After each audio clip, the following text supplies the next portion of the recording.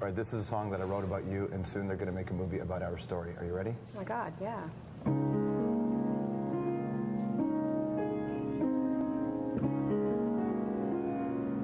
just starting. Dude, that's Phil Collins' song. It's not a Phil Collins song, man. I wrote that song for you.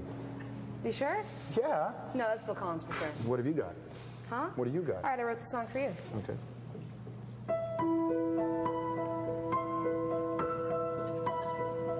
Whatever, that's totally Led Zeppelin. Whatever. Amy Lee from Evanescence. This is the hour. Maybe. To the one and previous to Newsworld. I used to work at a television station called Much Music. Maybe you've heard of it. And just before I did an interview with this particular artist, I mean, I really wasn't into the band. It wasn't really my thing at the time. But somebody said, please go interview this artist. And I thought, yeah, I don't really want to. Because whatever. There's a song on a soundtrack, and I was busy in other things. They said, please go, you might like the person. And I went, and it was one of the most surprising interviews of my career. She was awesome to talk to, and she is back. I'm talking to Amy Lee of Evanescence. We'll have her here in a moment. First, the bio.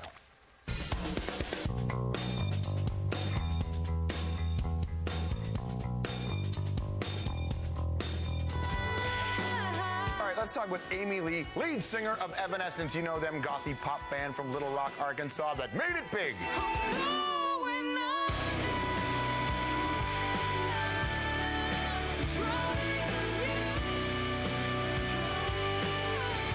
How big? How about more than 14 million albums sold? Jesus! Evanescence was born when the band's former guitarist, Ben Moody, heard Lee playing piano at a youth camp. Lee, by the way, is a classically trained pianist, but on that day, she was riffing on Meatloaf's I Would Do Anything for Love.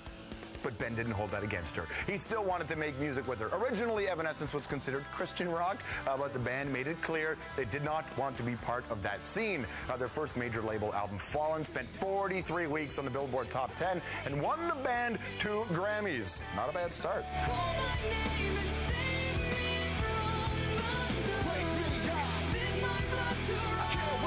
Since then, Ben Moody has left Evanescence over quote-unquote creative differences, but Amy and the band have rolled on. These days, they're on a world tour promoting their new CD, The Open Door.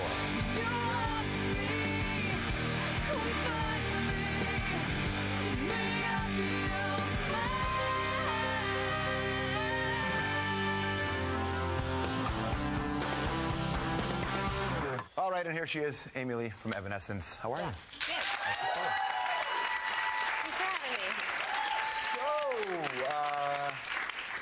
What's new? What's new? What's new? Tons. We've been touring like crazy. We just started touring like 3 days ago on this Canadian tour.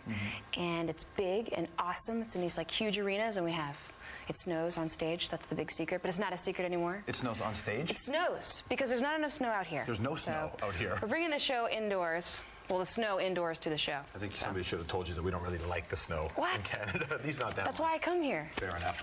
First time we talked was just before the Daredevil soundtrack came out. Your record hadn't even come out yet. It's been a long time. It's been a long time, and it's so much. We're talking Grammys and millions of record sales, and friends leaving the band, new guys coming in, illness, everything. Like it's been quite a story for you. Are you the kind of person who could sit back and look at what's happening to your band and you? Yeah, it's funny though, like when you pile it all together like that, it sounds impossible to handle, but you know, it's been a lot of years and it's just life. I mean, things happen. Keeping a band together is it's weird. It's like a family, you know, and things change and evolve and you have to love each other and grow together. And I feel like with all the challenges with Terry's stroke and Ben leaving the band and all those things have made us stronger as a core.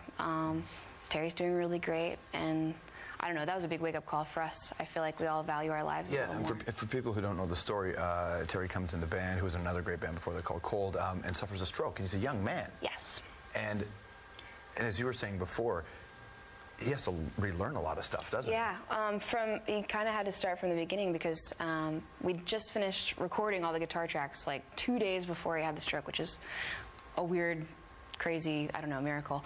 But yeah, I had the stroke, and when he first woke up out of it, I mean, we were all just happy he was alive, but he was paralyzed on one side. and just went to rehab for like a year, just like rehabilitating his arm and relearning guitar basically. And from then to like, I don't know, October, just a couple of months ago, had come so far. Like the doctors wanted to start documenting his brain activity or whatever because it wasn't normal, like how determined and stubborn like he is and how far he's come, because they really didn't have faith that he would play guitar again. And he's totally playing and touring, and I mean every day he's getting better, but he's there. You know, most bands get to a certain stage of their career and the impression that is left is that it's easy street. We're doing all right. We show up and play the gigs. Yeah. What does that do inside your band when you go, oh, wait a minute, there is this thing called life? Where's Easy Street? I'd like to be on Easy Street. Yeah, that'd be awesome. Well, I don't know if there's any such thing. It doesn't matter what you do. There's always going to be just life, you know, drama and whatever else. But there's a lot of good times too. Are you good with it? Can you handle drama all right these days? I think so. I think actually I've had a lot more drama in the earlier part of my life, and now it definitely feels a little more evened out. Probably just because I don't get so upset. Like you get to the point where you see a lot and just kind of go, oh, another emergency, whatever. We'll handle it. I've seen worse. So I just don't get as upset anymore, and that's a great thing because, you know, usually, I don't know, it's not an emergency after all. But probably easier on the band, it's too. just a crazy life, like the whole record industry thing. Like everything's an emergency, and you have to learn that, you know, you just have to be cool, make music. I don't want a comparison because I don't think that's the appropriate word, but I want a sort of a perspective on writing with Ben versus writing with Terry. Because you and Ben had so much history when the first record came out, and there was all the stuff about you guys, to being in this position now. Yeah. And how different is that? The feeling then and the feeling now, it's totally different. I feel like the writing process was totally different, actually, because Ben and I both had really just strong-willed, clear visions, and they weren't exactly the same of what we wanted for the band. And if you don't know, Ben left under odd circumstances, just one night in a hotel, he was gone? Tour. Yes, he just left. Your manager called you, said Ben's gone? He said, Ben's gonna leave, please go to his hotel room and beg him to stay. Did you go? No. It was the best. I told him, I was like, this is the best thing that could happen to us. He was miserable. He didn't want to be there. Right. So it was a good thing that he left. It was just weird timing. We're joking before, and I look at this on the album cover. You're showing the skin here, this character, and you actually don't show nearly as much skin as you would think someone would pressure you to. That's what's rare about the way you present yourself. Thanks. Is that I didn't say it was good. I said to his stylist the other day, she had this really cool dress that she wanted me to wear. I was like, nah, I can't wear this. It looks really good, but I can't wear it. She's like, why? And I was like, what you don't understand is the more skin I show, the less people think I write my own songs. And she was like, what? But that's exactly how I feel about it. It's like, not only do I not want to do it, you know, for me, just because I want to keep some things to myself, but also just, I don't know, it's a respect thing. I'd rather be a musician than just I don't know, an icon or something. You feel that way. The more skin you show, the less people think you write your songs. Does the audience present that to you? I just think that's the way the industry is. That's kind of my view. As horrible and judgmental as it is, it's kind of true. What kind of letters do you get from fans? From young girls? From young girls? Yeah.